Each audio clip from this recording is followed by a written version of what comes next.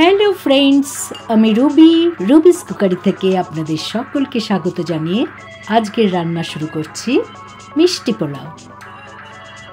তা এই মিষ্টি পোলাও বানাতে আমি কি ইউজ করলাম।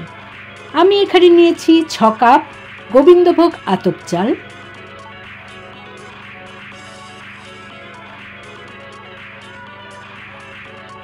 ভালো করে চালটা ধুয়ে নিতে হবে যাতে কোনো রকম স্টার্চ না থাকে। এরপর আমি এখানে 2 টিস্পুন লবণ এবং 3 টেবিল স্পুন ঘি অ্যাড করে দিলাম।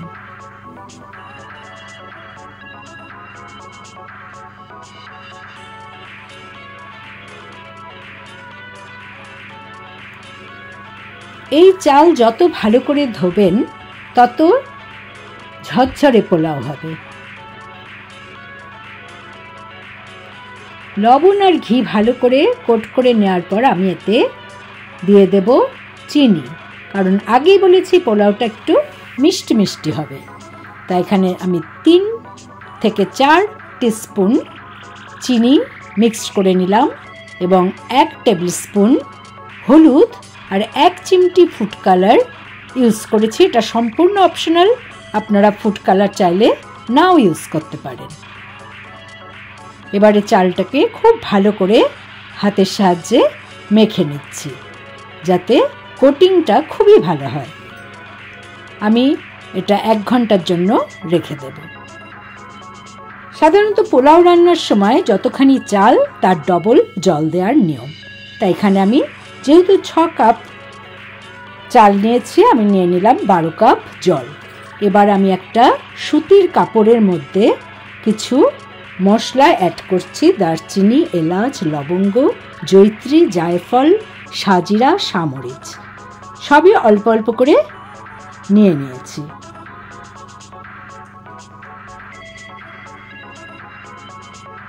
এবার ছোট্ট একটা পুটুলি বানিয়ে নিচ্ছি।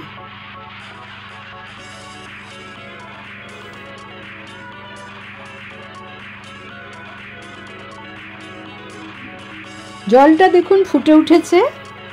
আমি এর মধ্যে এই পুটলিটা দিয়ে দিলাম এবং আরও কিছুক্ষণ জলটাকে বয়েল করব। জলটা বয়েল হতে হতে আমি এখানে কিছু কাজু এবং কিশমিশ নিয়েছি। গোটা কাজুগুলোকে মাঝখান দিয়ে একটু চিড়ে নিচ্ছি। এখানে আছে 50 গ্রাম কাজু আর 50 গ্রাম কিশমিশ। আমি 1 টেবিল স্পুনের মতো ঘি অ্যাড করে তাতে প্রথমে কাজুটা ভেজে নিচ্ছি যাতে পুড়ে না যায়, তাই ফ্লেমটা মিডিয়াম করে নিয়েছি এবং কাজুটা যতক্ষণ না সোনালি রং হবে আমি ভেজে নেব।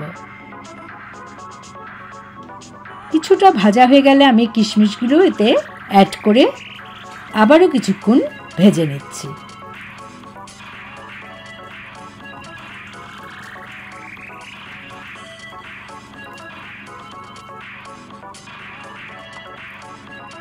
কাজু আর কিশমিশ ভাজা হয়ে গেছে, আমি এটা সরিয়ে রাখছি। এবার একটা সসপ্যানের মধ্যে আমি বেশ কিছু পরিমাণ প্রায় 4 টেবিল স্পুনের মতো ঘি অ্যাড করে নিলাম। ঘিয়ের মধ্যে দিয়ে দিলাম 1 ইঞ্চি দারচিনি, 4 থেকে 5টা এলাচ এবং 10-12টা লবঙ্গ, দিলাম 3-4টে তেজপাতা। আমার ম্যারিনেট করে রাখা চাল এবারে এতে অ্যাড করে দিচ্ছি।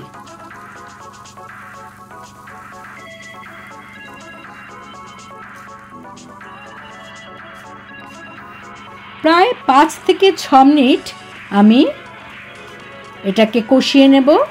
ফ্লেমটা মিডিয়াম টু লো থাকবে, বেশি বাড়াবো না কারণ তলায় লেগে যেতে পারে, এবং কন্টিনিউয়াসলি এই চালটাকে এইভাবে নেড়ে নিতে হবে।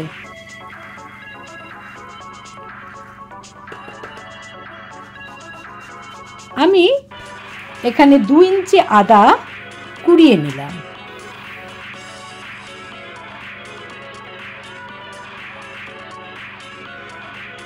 এই আদাটা এবার ভেজে নেওয়া চালের সাথে অ্যাড করে নিচ্ছি।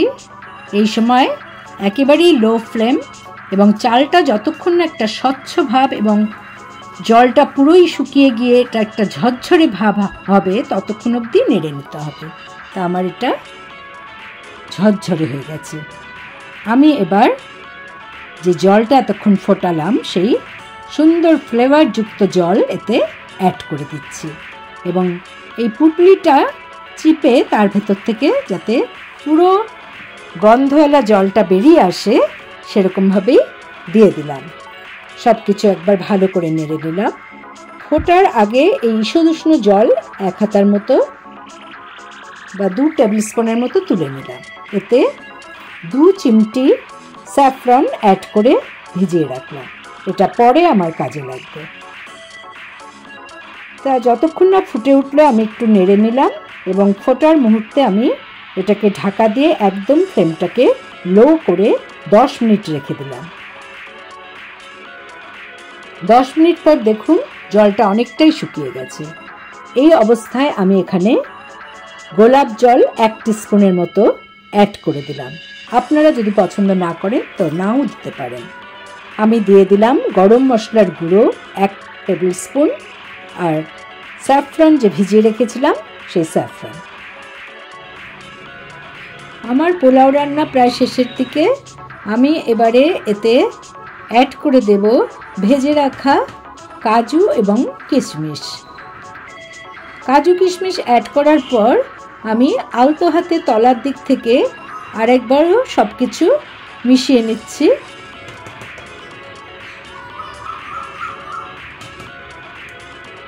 দিলাম 4-5টা চিড়ে রাখা কাঁচা লঙ্কা। এবারে গ্যাস ফ্লেম অফ করে কিছুক্ষণ আমি দমে রাখলাম, এবং এই সময় একবার আমি টেস্ট করে দেখে নিলাম যে নুন চিনি কম হয়েছে কিনা। তাই এতে আমার 1 টিস্পুন লবণ আর 2 টিস্পুন চিনি অ্যাড করে দিতে হলো। আরেকবারও সব কিছু মিশিয়ে নিচ্ছি, তবে এই কাজটা খুবই হালকা হাতে করতে হবে। আমার পোলাও রান্না কমপ্লিট। আমি দিয়ে দিলাম 2 টেবিল স্পুন ঘি, আর হাতার সাহায্যে না দিয়ে এরকমভাবে ঝাঁকিয়ে ঝাঁকিয়ে মিশিয়ে নিলাম। তাহলে বন্ধুরা, যদি ভালো লেগে থাকে আমার চ্যানেলে অবশ্যই সাবস্ক্রাইব করতে ভুলবেন না। পাশের বেল বোতামে অবশ্যই ক্লিক করবেন, তাতে নতুন রান্নার নোটিফিকেশন সহজেই আপনাদের কাছে পৌঁছে যাবে। ভালো থাকুন, সুস্থ থাকুন। পরের এপিসোডে আবার দেখা হবে। ধন্যবাদ।